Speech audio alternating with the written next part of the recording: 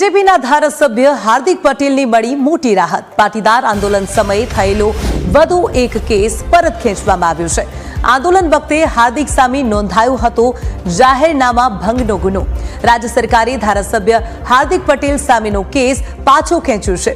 ગીતા પટેલ સહિત અન્ય આરોપીઓને પણ આ મામલે રાહત આપવામાં આવી છે।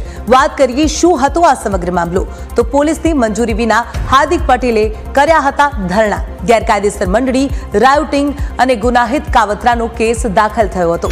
હાર્દિક પર અલગ અલગ કલમો હેઠળ ગુનો દાખલ કરવામાં આવ્યો હતો।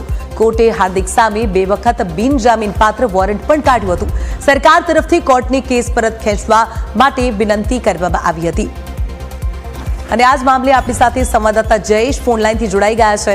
જયેશ, ભાજપના ધારાસભ્ય હાર્દિક પટેલ માટે આ મોટા રાહતના સમાચાર કે પાટીદાર આંદોલન સમયે જે વર્ષો જૂનો કેસ હતો તેમાંથી તેમને રાહત મળી છે, શું વધુ વિગતો?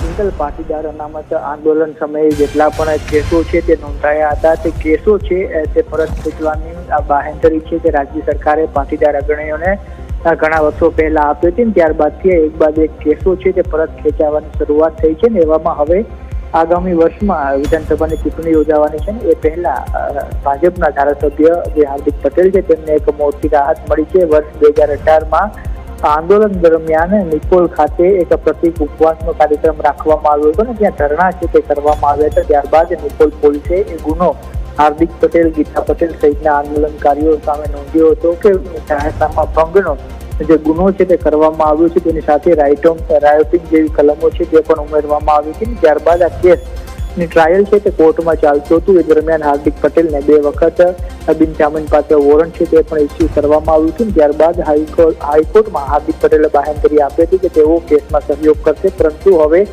રાજ્ય સરકારે છે તે એ કેસ બંધ કરવા માટે અને પરત લેવા માટે કોર્ટને વિનંતી કરી હતી, જે કોર્ટે છે તે ગ્રાહ્ય રાખી છે ને આજે લેખિત ઓર્ડર છે તે જાહેર કરવામાં આવ્યો છે, જેમાં હાર્દિક પટેલ છે તેના સામે નોંધાયેલો કેસ છે તે પરત ખેંચવામાં આવ્યો છે।